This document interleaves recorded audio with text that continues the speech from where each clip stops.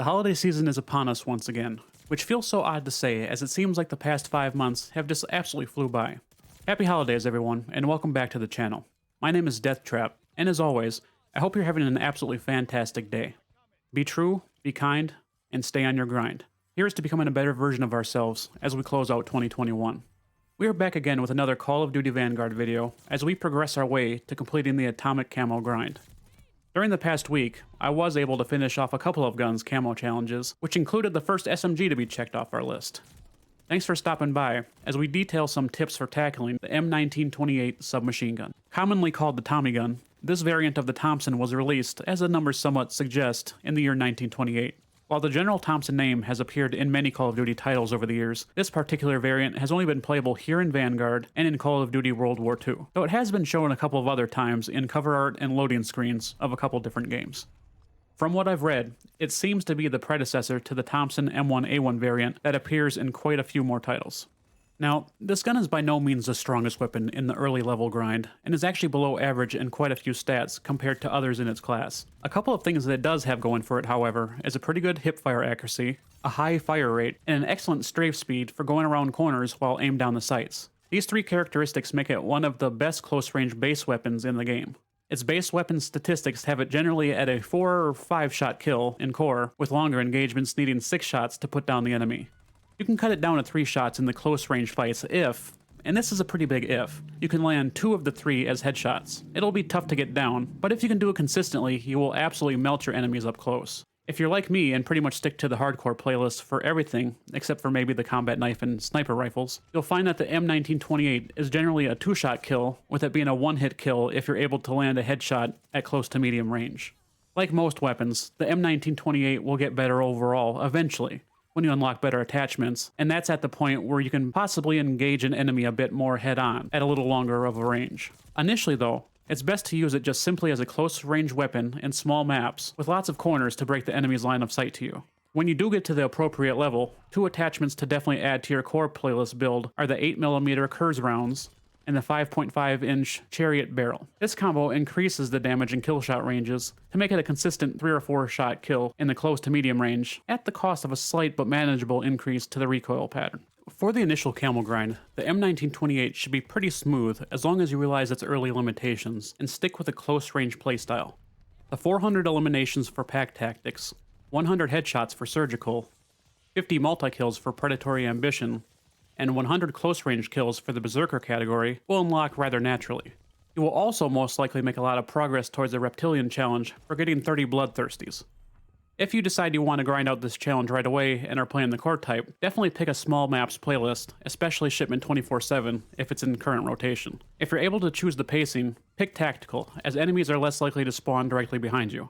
It'll still probably happen, but it should be less frequently. Otherwise, if you find yourself struggling a bit with the Bloodthirsties in core, you can always wait until the higher damage mags have unlocked. For hardcore playlists, unfortunately the killshot potential doesn't change too much, even with the later unlocked attachments, so waiting will only allow you to improve your ADS and sprint to fire speeds for shooting first by a marginal amount. The 9mm rounds will work just fine here, as will the 12-inch cooling barrel that will keep shots nice and tight for the most part. Balance this out with the CGC adjustable stock for improving sprint to fire speed, and you'll have a nice little hardcore build to start streaking kills. For our next category at level 30, we have Deadeye, which calls for you to get 100 long-range kills. Now normally, even though I suggest doing long shots in hardcore playlists, I will give you some advice to make a core build somewhat work. For this gun, however, I'm just not going to do that. You should 100% be doing this challenge in a hardcore playlist. Even with the cooling barrel, where you just have to focus on vertical recoil and the higher damage mags, you're still looking at hitting 5 shots over a long distance to get that kill. It's simply just not worth your time. Instead, just go into hardcore. You probably don't have to mainly focus on ADS speed and sprint to fire speed as much for this one, as we'll be shooting from distance where accuracy is much more of a priority. But to cover you in the close range, just either switch to a secondary or throw on overkill and bring in a different SMG with close range attachments on it, and just swap to it as needed. The 12-inch cooling barrel will work well here, as will the 9mm rounds, and it will still be a 2-shot kill even at a long distance. Throw on the Ragdoll support stock, which I do believe should be unlocked around this point, in a sight of your preference to increase visibility at longer ranges. As usual for this challenge, keep on the lookout for high traffic areas or common enemy hiding spots that feature long sight lines, and you should be able to pick off the 100 that you need in no time. The 7th category, Wildcat, which unlocks at level 50, actually gave me some problems. It requires 100 hipfire kills, which I'm sure you're thinking, well, that's rather easy. And you're right, it is. You have to just stick to small maps like you have been doing for most of the challenges, and pretty much just spray and pray when you see enemies. The problem for me, though, is that I very rarely spray and pray, so it threw me completely off when I had to do it for a challenge. Now couple that with trying out a rather new to me control scheme featuring automatic tactical sprint, and the issue started to arise. I'm getting a little bit better at hip firing while adjusting to the movement switch, but in the small case you're in the same situation as me, just to let you know, it may throw you off for a bit too. Other than that though, it should be rather easy to complete if you just actively try not to aim as you move around small maps and catch enemies coming through choke points. Also, if you're fairly accurate while controlling your hipfire reticle while sprinting, you may consider throwing on the gung-ho weapon perk, as it allows you to actually shoot while sprinting. It didn't work out too well for me, but if that's something that does for you, it's there to use. As is the case with most of the other weapons in the game, for the last 3 challenges, we once again are tasked with killing enemies in certain ways while using a certain group of attachments as part of the setup. In the case of the M1928, it's actually not too bad, as there's no repeating kill actions, such as headshots or long shots, that occur like some of the other weapons we have completed so far. Not only that, but you can pretty much just power through them in small maps if you so choose, and don't have to switch things up unless you're really just looking for a change of pace. The first one unlocked at level 60 needs you to get 100 kills without taking damage from that enemy, with the Chariot 2.5-inch rapid barrel, CGC wire grip stock, and the disabled proficiency equipped. With the ridiculously fast time to kill in this game, this is essentially just get 100 kills with these attachments. It'll of course take you slightly longer than just 100, as you will occasionally get damaged by an enemy that you kill here and there. With these attachments, if you just simply stick to close range engagements in a small maps playlist, you'll have no trouble at all getting this category done. For some added fun, throw on FMJ rounds and piercing vision at perk 2 to get some of these pesky enemies that like to hide behind walls, since you'll have disable on to increase the suppression mechanic. At level 65, you unlock the Mind Games challenge, which has you get 100 kills while crouched or prone with the CGC 12-inch cooling barrel, 8mm Kurz 50-round drum mags, and the Chariot SI stock. The hardest part by far for me was crouching or going prone. I'm much more of a constantly keep moving type player, possibly even to a fault. I'm sure I've been killed many times for simply just failing to take it slow. If you're like me in that regard, definitely get in the habit of sliding to a crouch right before a door or going around a wall, and then aim to pick off any enemies before continuing. You could also crouch or go prone in different spots overlooking high traffic areas near objectives, such as in modes like Domination and Hardpoint.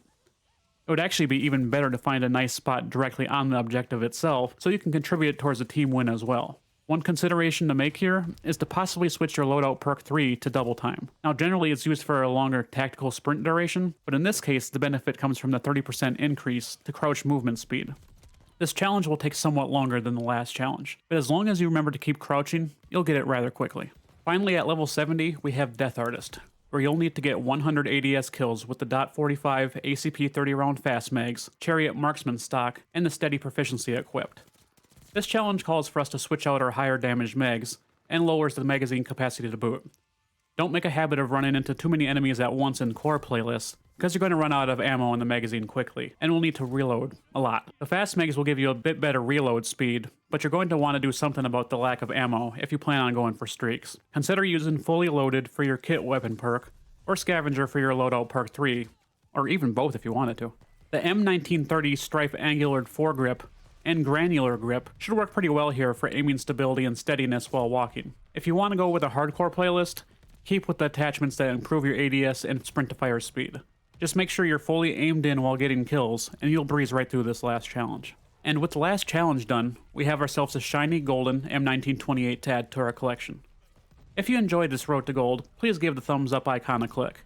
I definitely do appreciate all the support you guys give. If you have any tips or suggestions for this weapon, or constructive feedback on how we can make future videos better, please don't hesitate to share it in the comments below. Thanks again for stopping by. Take care and enjoy the rest of your day. Until next time, peace.